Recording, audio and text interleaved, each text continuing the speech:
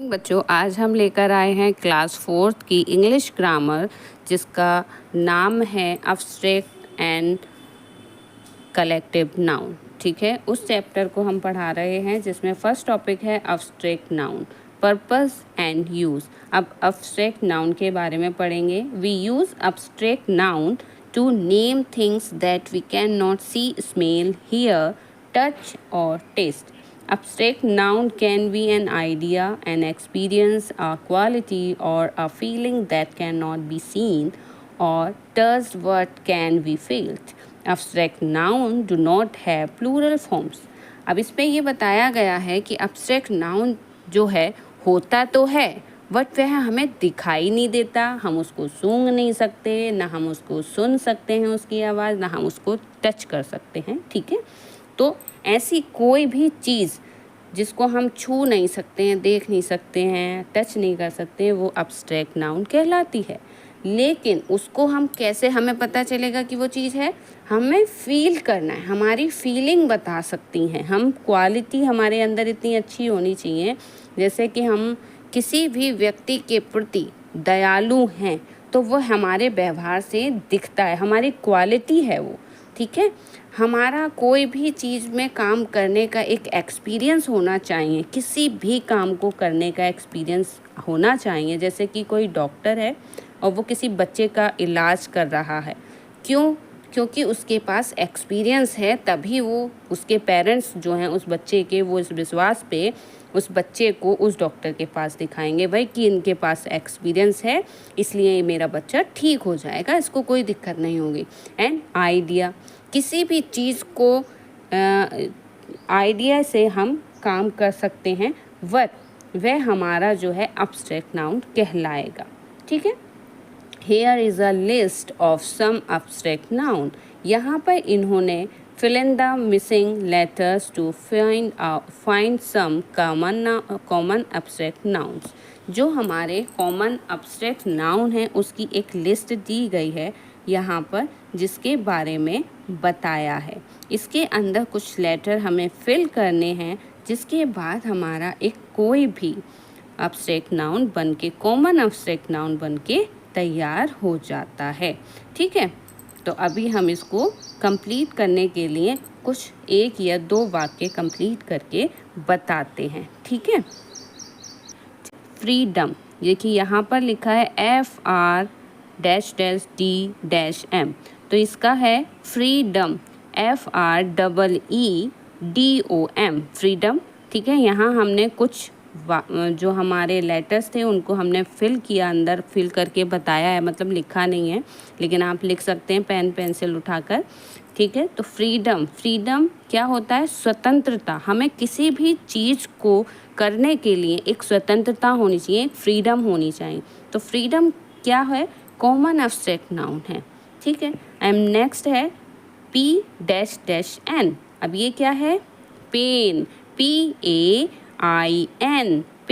Pen means हमारे कहीं भी दर्द हो रहा है, किसी भी पैर में, किसी भी हाथ में, या कहीं भी पूरी बॉडी में अगर हमारे कहीं पेन हो रहा है तो हम क्या करते हैं? फील करते हैं, हमें महसूस होता है कि हमारे कहीं बॉडी में दर्द हो रहा है, पेन हो रहा है। तो ये हमारा है कॉमन एब्स्ट्रैक्ट नाउन। आपको समझ में आ रहा होगा कि मैं क्या कहना चाहती हूँ। ठीक है, मैं क्या आपको समझा रही हूँ। PAIN, पेन को ना तो हम देख सकते हैं, ना हम छू सकते हैं, ना हम उसको स्मेल कर सकते हैं, ना हम सुन सकते हैं, बट हम उसको फील कर सकते हैं। ठीक है, कि हमारे शरीर में कहीं किसी अंग में दर्द हो रहा है, जैसे कि हमारे ये फिंगर हैं, अगर इन फिंगर में हमारे कहीं दर्द होगा तो हमें महसूस होगा, वो दर्द दिखेगा तो नहीं, महसूस ही होगा ना, हमें फील होगा, तब हमें पता चलेगा कि ये हमारा अब्स्ट्रैक्ट नाउन है। ठीक है, एंड ये है हमारा J-Y।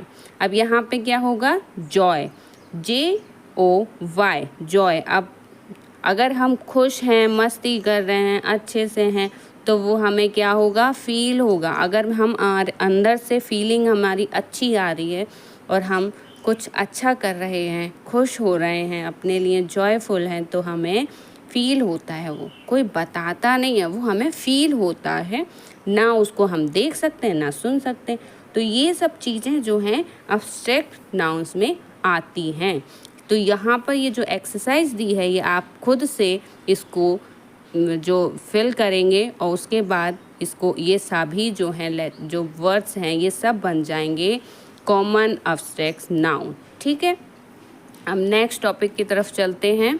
देखिए एक छोटी सी एक्सरसाइज और समझा दें एब्स्ट्रैक्ट नाउन की ताकि आपको कोई प्रॉब्लम ना आए। देखिए, underline the abstract noun in these sentences. ये कुछ सेंटेंसेस दिए हैं जिसके अंदर कुछ नाउन्स दिए हैं, उनको हमें अंडरलाइन करना है और बताना है कि ये एब्स्ट्रैक्ट नाउन है। ठीक है, सबसे पहला पढ़ लेते हैं। Sakina can find happiness in the simplest of things. अब यहाँ पे इन्होंने जो दिया गया है वाक्य हैप्पीनेस, हैप्पीनेस मीन्स हमें बहुत खुशी है, या सकीना नाम की बच्ची है जिसके बारे में बताया गया है। तो यहाँ पे हैप्पीनेस एक नाउन्स दिया है, तो नाउन्स क्या है? एब्स्ट्रैक्ट नाउन है। हैप्पीनेस किसी भी चीज़ से हो सकती है, कभी भी किसी को भी हो सकती है।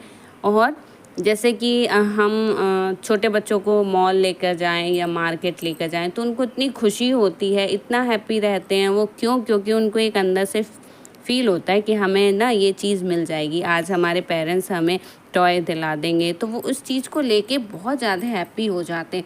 तो हैप्पीनेस भी हमें फील होती है, कोई हम उसको टच नहीं कर सकते, देख नहीं सकते।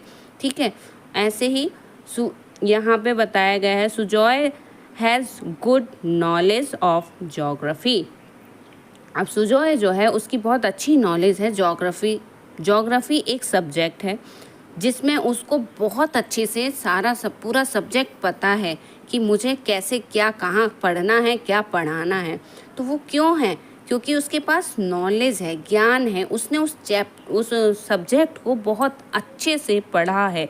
उसमें एक मतलब पूरी तरह से, जैसे कहते हैं ना कि किसी भी स्टोरी को सुनने के लिए हमें पूरी तरह से उस स्टोरी के अंदर जाना पड़ता है, उसको उसी नज़रिए से देखना और सोचना पड़ता है, तो वो हमारा नॉलेज बन जाता है। ठीक है, नॉलेज होना हर चीज़ का बहुत ज़रूरी होता है, और नॉलेज हमें तभी मिलती है जब हम किसी चीज़ को सीखने के लिए उत्साहित रहते हैं। ठीक है, हम उसके लिए आलस नहीं कर सकते। जैसे आपने सुना होगा कि भाई कुछ ऐसे टीचर्स होते हैं जो अपने नाम के आगे डॉक्टर लगाते हैं, कुछ ऐसे प्रोफेसर होते हैं जो अपने नाम के आगे डॉक्टर लगाते हैं। तो मैं उससे बता दूं कि वो किसी एक सब्जेक्ट में ना डॉक्टरी करते हैं, किसी भी एक सब्जेक्ट में डॉक्टरी कर लेते हैं। क्यों कर लेते हैं? क्योंकि उनको उस सब्जेक्ट की हर छोटी से छोटी, बड़ी से बड़ी सारी चीज़ें, सारी बातें पता होती हैं। तो वो हमारी नॉलेज बन जाती है, उस व्यक्ति की वो नॉलेज बन जाती है। जब वो आगे किसी को समझाते हैं वही सब्जेक्ट को, तो वो अपनी नॉलेज के द्वारा समझाते हैं। ठीक है, तो ये मैंने आपको 3 सेंटेंसेस के बारे में बताया जिससे पता चलता है कि हमारे एब्स्ट्रैक्ट नाउन क्या होते हैं। आगे की एक्सरसाइज आप खुद फिल करिएगा। इसी चैप्टर का एक नया टॉपिक और हम आपको बताएंगे जिसको कहते हैं कलेक्टिव नाउन्स। ठीक है, देखिए ये है कलेक्टिव नाउन इसी चैप्टर का। We use collective nouns to name a group of people, animals or things taken together and spoken of as one whole। यहाँ पर कुछ इस तरीके से बताया कि कुछ लोगों का एक ग्रुप है जिसके अंदर कुछ लोग हैं, जैसे कोई टीम है। जैसे आपने देखा होगा मैच खेलने जब कुछ टीम जाती है तो उनके अपने पर्टिकुलर कुछ लोग होते हैं जो उस टीम के अंदर होते हैं, बस वही वो खेल सकते हैं और कोई अन्य व्यक्ति जाके उस टीम में ऐड ऑन नहीं हो सकता। ठीक है, तो वो हो जाता है कलेक्टिव नाउन। जहाँ पर किसी चीज़ का ग्रुप हो, किसी लोगों का ग्रुप हो, एनिमल्स का ग्रुप हो, किसी चीज़ों का ग्रुप हो, तो वो कहलाता है कलेक्टिव नाउन।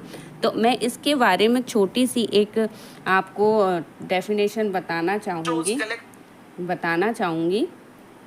अगर आपके पास पेंसिल पेन हो तो आप लिख भी सकते हैं। A noun that show collections is called collective noun.